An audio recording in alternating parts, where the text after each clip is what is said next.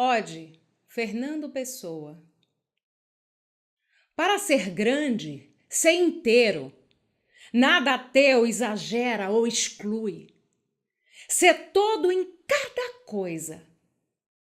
Põe enquanto és, no mínimo que fazes. Assim, em cada lago a lua toda brilha. Porque alta vive.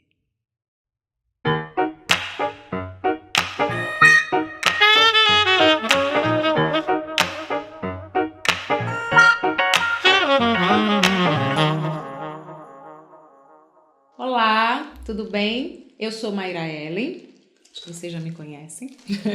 E hoje nós vamos falar sobre a poesia Ode, de Fernando Pessoa. Vamos entrar numa discussão sobre ela. E aí, Alexandre? Você me colocou para apresentar, abrir o canal hoje? Sim. Bom, essa poesia eu amo de paixão. Eu conheci ela na voz da Maria Bethânia, que é a sua conterrânea. E me chama muita atenção porque uma das coisas fundamentais quando a gente pensa em psicanálise é presença. Poucas pessoas sabem disso, mas dentro de uma análise a gente busca presença absoluta. O que é que eu estou sentindo agora? O que é que eu estou pensando agora? E o que é que eu estou fazendo com isso que eu estou sentindo agora e pensando agora? Então você começa a acabar com aquelas divisões, não diria eu divisões, as divisões sempre vão existir, mas você se torna consciente. Você está consciente do que está acontecendo agora, de sons, de cheiros, de presença. O que isso me causa, que emoção me traz, e como é que eu transformo isso e para onde é que isto vai. Quando eu consigo fazer isso, eu passo a não atuar tanto um papel em vida, né? A atriz é muito legal, eu acho que a profissão do ator, da atriz é muito legal porque vocês conscientemente entram num papel e saem dele. Exatamente. E isso faz com que a gente entenda muitas vezes, por causa do trabalho de pesquisa que a gente faz, todos os bastidores que as pessoas que vivenciam, assim, que os personagens vivenciam. Então a gente acaba vivendo outras vidas de uma forma ficcional, entendendo um pouco sobre cada uma dessas vidas que a gente... Porque na verdade na vida nós desempenhamos vários papéis. Sim. E para se proteger, muitas vezes, a gente cria personagens de si mesmo. Uhum. E a análise, o objetivo é entender esses personagens que nós criamos, não sabemos que eles existem, e eles estão atuando o tempo todo. O papel de vítima, o papel do melancólico, o papel do... e por aí vai. Né? E é muito difícil fazer as pessoas perceberem que elas criaram um personagem de si, que elas estão desempenhando um papel de si mesmas. Eu diria que, assim, em termos de comparação, eu já ouvi alguns atores dizendo o seguinte: eu preciso de um tempo depois da peça para desencarnar desse personagem, para depois ir embora. Eu já via, se não me engano, acho que a Renata Sorrah dizendo que quando ela termina um papel, uma temporada, uma novela, ela vai para um determinado recanto, fica lá uns 15, 20 dias para se desligar daquele personagem. É mais ou menos a mesma coisa. O sujeito, ele até toma consciência do papel, mas desencarnar esse papel é mais difícil, porque porque esse papel tem uma função. Ele não está ali à toa. Ele foi usado em alguma situação que a pessoa nem se deu conta que criou aquele personagem e continua com ele até hoje. E ele tá atuando aquele personagem lá, né? Que nem precisa mais. Então, só que desencarnar desse papel é muito difícil. Porque é quase como se um outro eu mesmo morresse. Então também vem sentimentos de depressão porque estou abandonando um outro eu. É bem complicado. Vem as dores, né? De todo esse processo de mudança, de todo esse processo de ter que abrir mão daquilo que você construiu muitas vezes como defesa, né? E aí vem uma pergunta, né? Quando você tira o papel de mãe, quando você tira o papel de esposa, quando você tira o papel de filha, quando você tira... O que é que sobra? Né? Este é o cerne, este é o ponto da questão. O que é que sobra? E aí é onde se tem muito medo. O que é que sobra quando eu retiro esses papéis que eu desempenho e o que eu nem sei que atuo e às vezes misturo tudo? O que é que sobra? E muitas vezes o sujeito ele tem medo desta sobra. Né? Ele confunde essa sobra com vazio. E quando a gente, voltando agora para a poesia, para ser grande, ser inteiro. Seja inteiro, ser inteiro. E ser não é fazer esses papéis, atuar esses papéis. Atuar já é um verbo. Quem é que está atuando o papel? Primeiro tem essa tomada de consciência de que eu atuo, existe um eu que atua um papel. E aí este eu pode fazer essa sua pergunta, que é: qual é a medida de atuar esse papel? Você entende que tem que ter alguém para fazer essa pergunta? E se essa pessoa que só conhece os papéis não sabe que tem uma pessoa que atua esse papel, ela não pode fazer essa pergunta. Eu concordo, mas a gente deixa de saber que a gente passou a se desconhecer, na verdade. Sim, isso, esse é o essa ponto. Questão? Essa que questão. A gente deixou de saber quem nós, né? Quem que a gente é. Sim. E aí a gente acaba se perdendo no meio de todos esses papéis. Exatamente.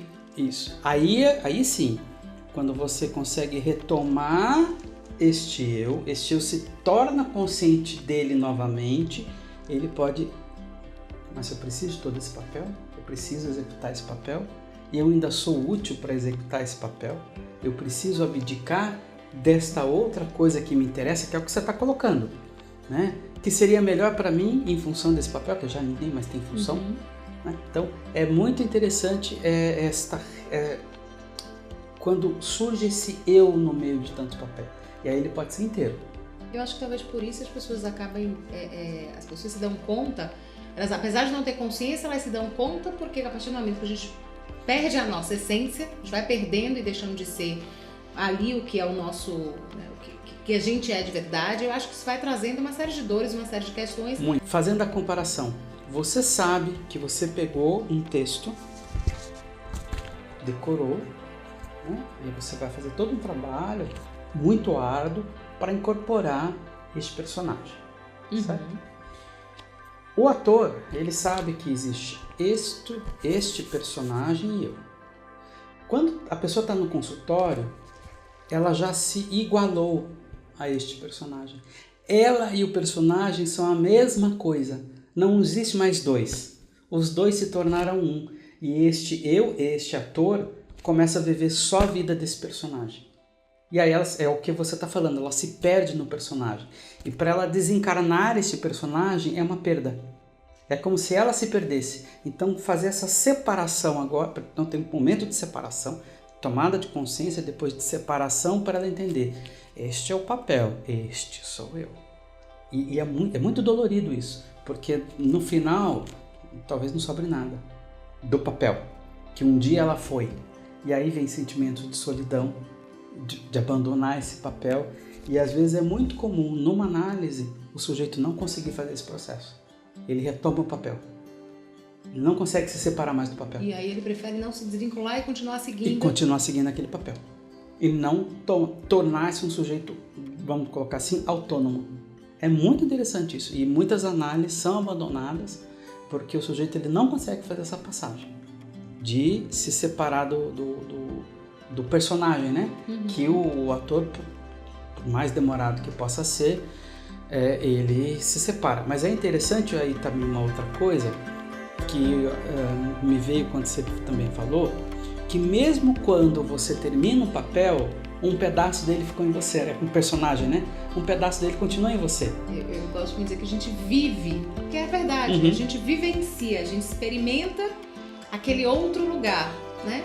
E dentro da pesquisa que nós fazemos, você vai entender de verdade quais são as limitações que o personagem tem, quais são as dores que passa, sem julgamento. E a gente coloca, né, o nosso corpo e a nossa mente à disposição de tudo aquilo, para vivenciar as mesmas emoções.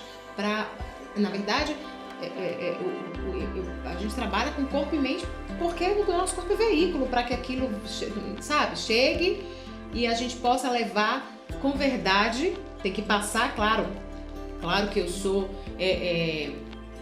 vai passar por mim e eu vou levar aquilo pro espectador, mas eu vou levar também com muito do que eu sou, né? Porque muitas das situações a gente às vezes não viveu, a gente nunca viveu como seres humanos, né? Mas a gente vai lá, conversa com quem vive, entende as dores e tenta se colocar um pouco no lugar daquela pessoa. E então fica assim porque a gente aprende com cada personagem. Uhum. Porque a gente se coloca no lugar do outro. A gente vê a partir do olhar do outro, com as dores, as dificuldades, as limitações. Então não tem como a gente não aprender. E fica mesmo. É essa passagem que às vezes não é possível e o sujeito, na análise, ele não consegue fazer com que ele consiga não ser este personagem, mas ao mesmo tempo ficar alguma coisa do personagem nele. Ele aprender com esse personagem que ele desempenhou por tanto tempo. Então, às vezes é um pouco triste quando isso acontece dentro do consultório, quando o sujeito ele prefere não ser, porque depois ele não vai ser isso. Quando ele só atua um personagem, ele não é. Esta essência que o Fernando Pessoa, ser inteiro em tudo que faz, esse ser inteiro não consegue advir, não consegue surgir, não consegue evolver. Então aí acaba um pouco triste.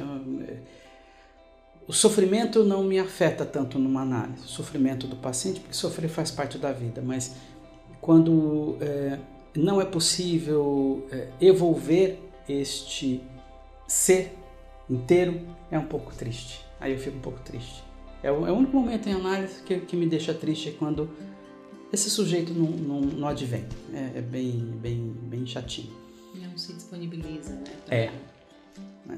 Porque é quase uma dor de parto, né? Você tem que parir agora novamente você mesmo, no meio de tudo aquilo. Mas eu gostei dessa comparação entre a relação do ator com os seus... de vivência dos seus personagens com o processo analítico. E é interessante que, por exemplo, a gente não pode julgar um personagem. Sabe por quê?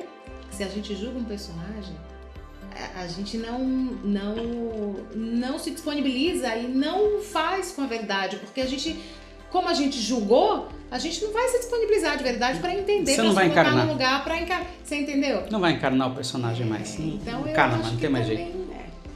Todas essas... Porque você não se torna um com ele. Exatamente. Né? E se você nunca se tornou um, como é que vai ter uma separação? Não tem separação. Exatamente.